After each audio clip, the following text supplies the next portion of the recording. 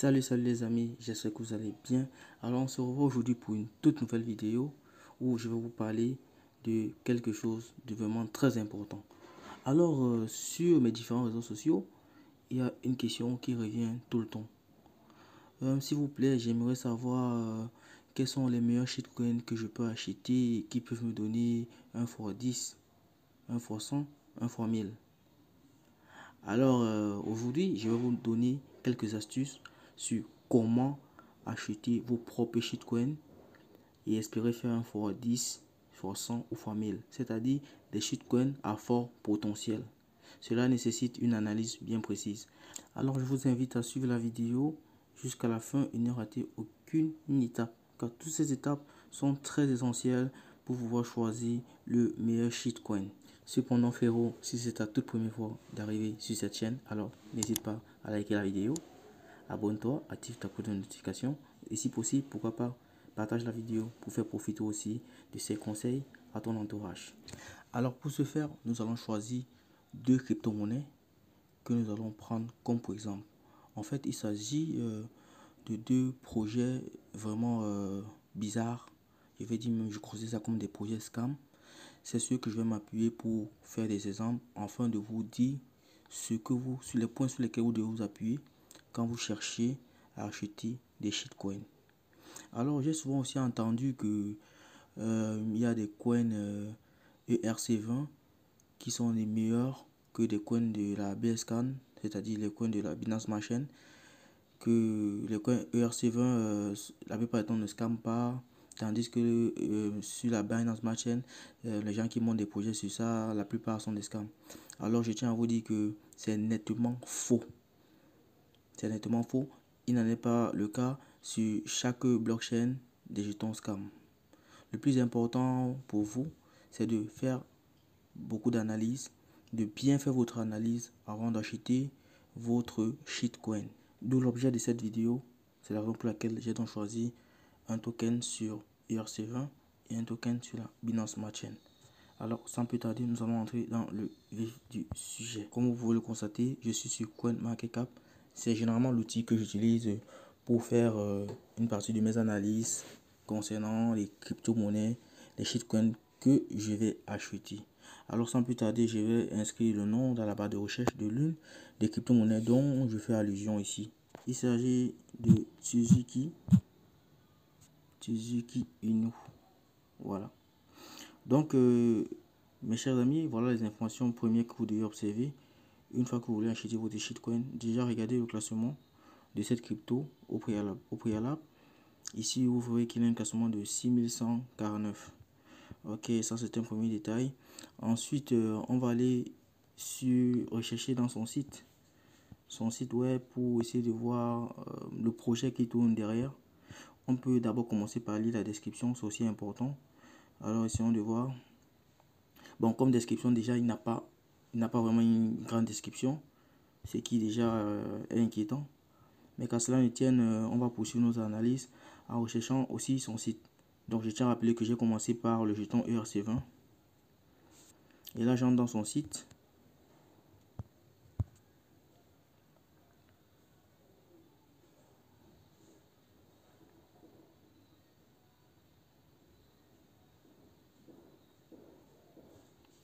Ok, nous y sommes.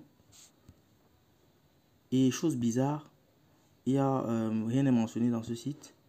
Vous voyez, ce site manque d'informations. Tout simplement, on peut voir les logos de CoinGecko, CoinMarketCap et DEX. Bref, c'est tout. Il n'y a plus rien d'autre. Donc, c'est quelque chose sur lequel il faut déjà s'appesantir et il faut se méfier.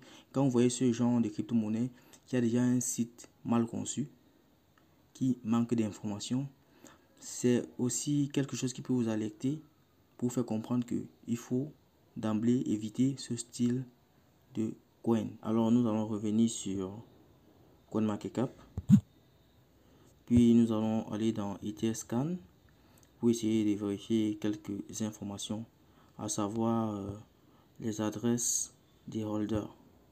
Vous allez comprendre pourquoi je fais cette précision. Parce que d'emblée, il y a certains mafieux, certains arnaqueurs, quand ils créent des crypto-monnaies, alors ils détiennent à eux seuls presque la totalité des pièces disponibles. Parfois 80%, 90%, et ils ne laissent que 10% aux autres, c'est-à-dire les acheteurs lambda comme vous et moi. Ce qui fait que une fois que vous commencez à investir de l'argent, eux cependant commencent à faire la manipulation des prix. Ils commencent à effectuer des retraits. C'est ce qu'on observe couramment sur certains cryptos, voilà, qui finissent par scammer. Ce n'est pas pour dire toutefois que toutes les cryptos qui scamment sont constituées de cette façon, mais c'est une façon de vous alerter et vous dire comment faire des analyses avant d'acheter une crypto. Donc tous ces points que je cite font partie de la technique du procédé pour pouvoir repérer, voilà, les meilleurs cryptos, en fait les meilleurs shitcoins. Alors je viens au hasard et je regarde les adresses, je viens contrôler les quantités, les volumes. Donc là je me rends compte que ici il y a une adresse qui a 18%. De quelle adresse s'agit-il? De celle de Uniswap. Ok, il n'y a pas de souci. Ensuite une deuxième adresse, ça c'est le portefeuille mort, voilà, où sont effectués les brûlures. Ensuite une autre adresse à 9%, ainsi de suite. Bon, ici on n'observe pas quelque chose de vraiment criable en quelque sorte. Mais cependant, il est toutefois possible que l'ensemble des gros détenteurs aient liquidé tous les jetons qu'ils avaient dans leur portefeuille. Voilà. Parce que là, nous arrivons bien après que le token est crashé jusqu'à atteindre probablement un volume journalier de presque zéro, on va dire. Voilà. Donc, en vérifiant les différentes adresses de ces tokens, on peut bien se rendre compte des grosses transactions qui sont passées antérieurement sur ces différentes adresses. Voilà. Alors, on va revenir une seconde fois sur l'interface de CoinMarketCap. Et cette fois, nous allons aller vérifier les marchés. Les marchés, en fait, il s'agit des différents échangeurs sur lesquels ce token peut être acheté. Il s'agit peut-être d'un sexe ou un DEX. Bref, on va aller regarder.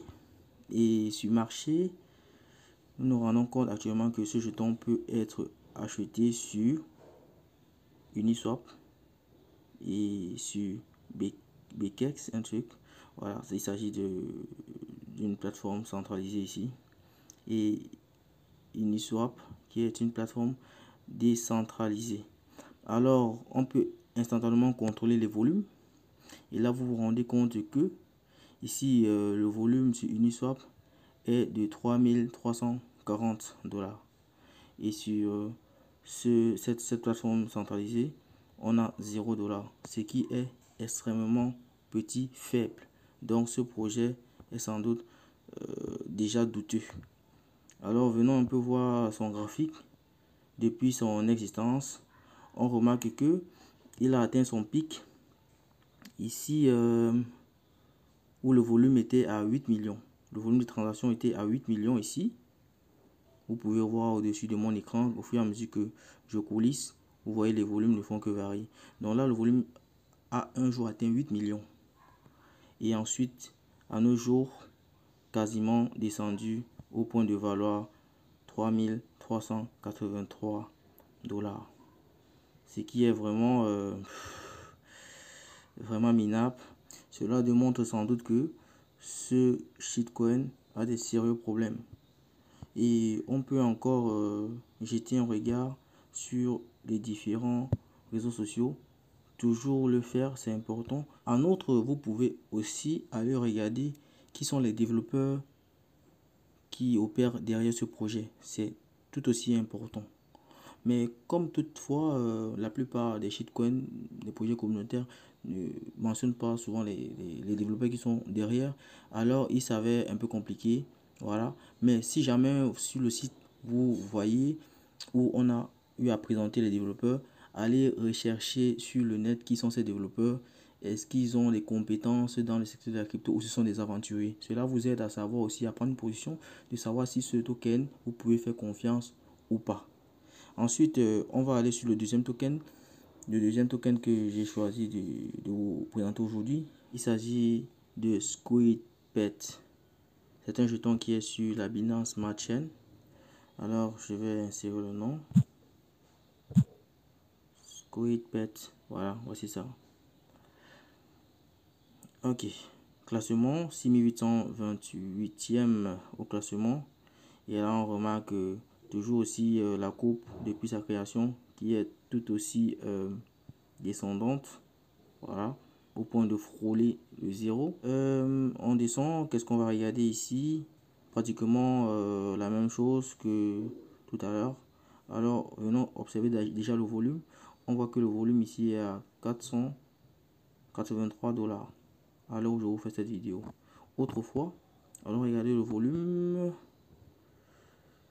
Le volume a quelquefois atteint les 4 millions. Vous voyez sur le coin supérieur droit de mon écran, volume. Vous voyez qu'on a quelquefois atteint même les 4 millions de volume. Ce qui est assez consistant. Et aujourd'hui, on se trouve à 483 $. Ce qui est assez minable. Là, ça démontre que ce token a tout simplement scamé. Et ils sont partis avec l'argent des différents holders. Pourquoi je dis cela? Vous allez observer, généralement ce genre de token profite des situations pour créer un token. Ici, on peut bien voir qu'il s'agit de la série Squid Game. Ils se sont inspirés de ça pour créer ce token qui n'a vraiment pas de sens. Et par la suite, ils ont berné les holders inexpérimentés. Donc, l'une des raisons pour laquelle vous deviez prendre tous ces conseils que je divulgue aujourd'hui très au sérieux dans les procédures d'achat de vos différents tokens.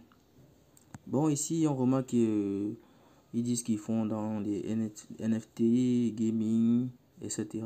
Bref, que du générique, c'est ce qui est en vogue actuellement. Donc, de quoi s'accrocher pour pouvoir amadouer les investisseurs. Allons regarder un peu du côté de leur site pour voir comment est-ce qu'ils se présentent.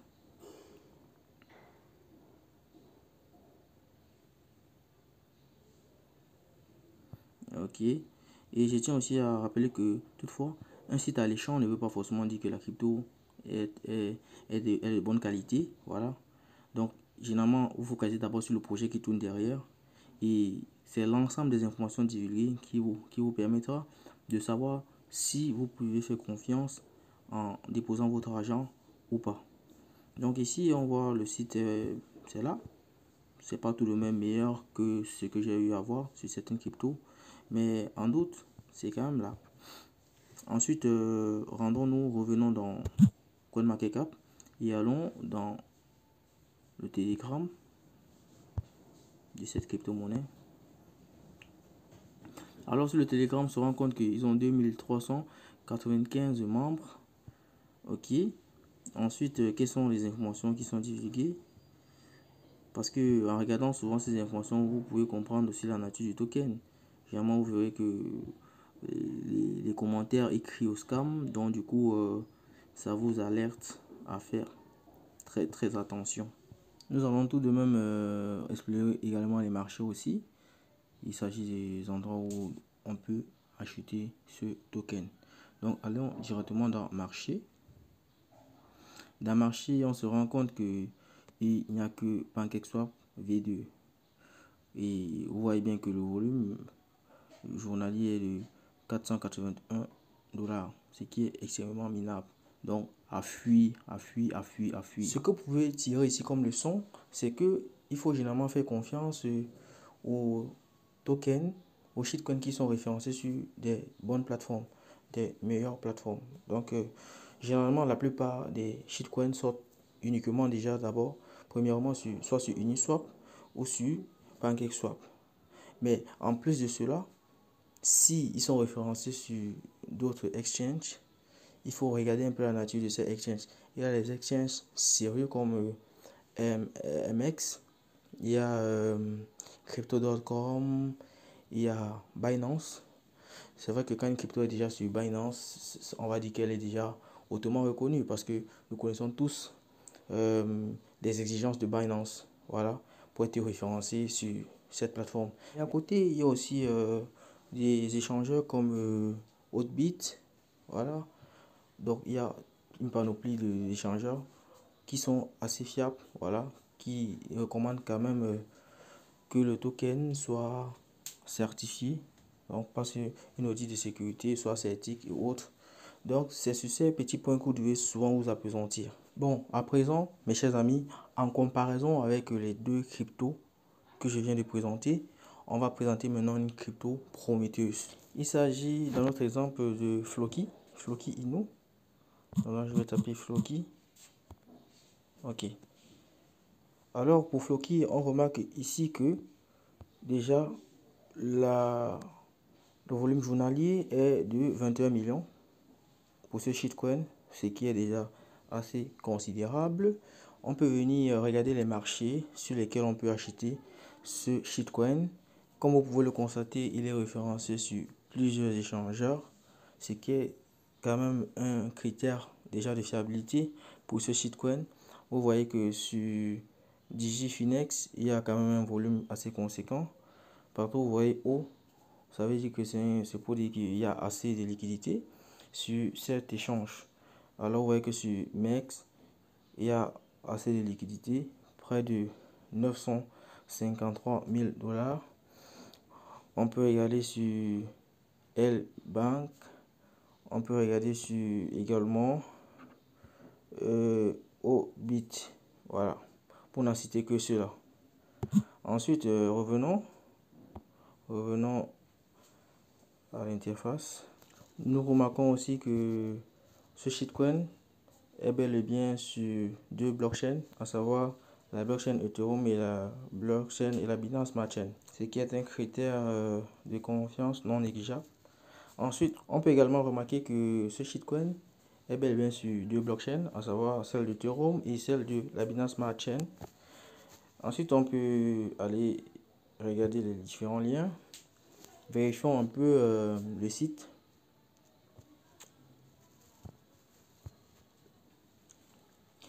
Une fois que vous êtes sur un site comme celui-ci, les informations à regarder sont déjà à la description de la crypto-monnaie. Ensuite, vous regardez la tokenomique, le projet qui tourne derrière, qu'est-ce que le projet envisage faire dans 1 mois, 2 mois, 3 mois, bref, le white paper de ce projet, vous devez également vous focaliser là-dessus. Voilà. Et n'hésitez pas aussi à regarder quels sont les développeurs qui sont derrière ce projet si jamais c'est mentionné. Dans le cas contraire, vous laissez ce volet et vous continuez votre analyse. Ok, revenons sur CoinMarketCap. Allons aussi regarder les différentes blockchains pour voir le nombre de holders que nous avons là-bas. Sur la BSCAN, jetons un coup d'œil. On se rend donc compte que sur la BSCAN, nous avons environ 320 000 holders pour ce shitcoin de Floki Inu. Ensuite, le nombre de transactions déjà effectuées, il s'agit de 1 800 000, ce qui est assez marquant. C'est aussi un critère de fiabilité. Voilà. Ça veut dire qu'il y a énormément de holders qui font confiance à ce token. Mais ça c'est généralement pour les tokens qui ont déjà, qui ont déjà un nom, une image, une communauté. Mais toutefois, si vous tombez sur un shitcoin qui n'a pas encore une grande communauté derrière, vous pouvez laisser ce volet et vous appesantir sur d'autres éléments que j'ai mentionnés précédemment. Alors mes chers amis, tout ce qui a été dit dans cette vidéo constitue l'ensemble des éléments sur lesquels vous deviez vous appuyer afin de sélectionner vos shitcoins à acheter. Donc vous n'avez plus vraiment besoin de consulter l'avis de tel ou de tel ou de tel youtubeur. Vous pouvez vous-même faire vos propres analyses.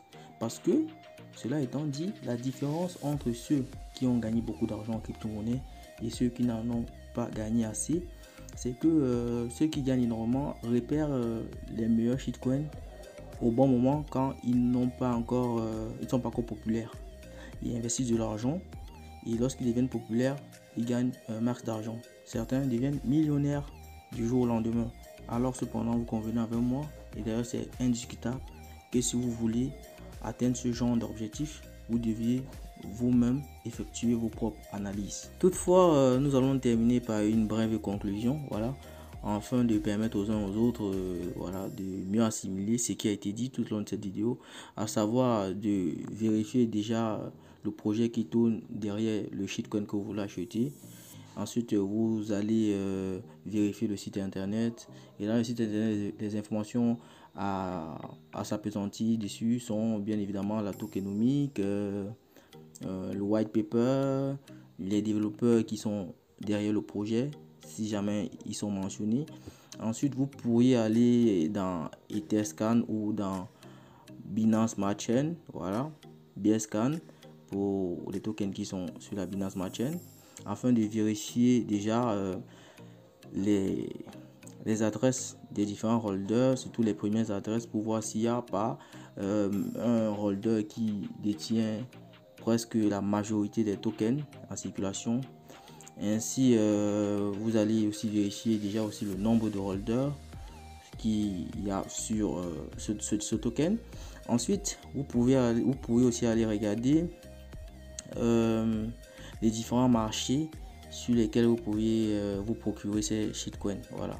Généralement, comme j'ai dit, pour les shitcoins qui viennent de naître, soit ça serait sur Uniswap, soit ça serait sur PancakeSwap. Voilà les deux endroits où vous pouvez trouver. Et après, lorsque le token se développe, il commence à signer d'autres partenariats pour être référencé sur d'autres exchanges. Voilà. Alors pour sortir, vous pouvez également aller vérifier les différents réseaux sociaux, voilà, pour savoir ce que les gens en pensent de ce token, à savoir Telegram, ça peut être Facebook, ça peut être Discord, etc., YouTube, voilà. Ainsi, on arrive au terme de cette vidéo. Si vous avez aimé, n'hésitez pas à liker, partager la vidéo, abonnez-vous pour ne pas rater nos prochaines vidéos. Sur ce, portez-vous bien, à plus.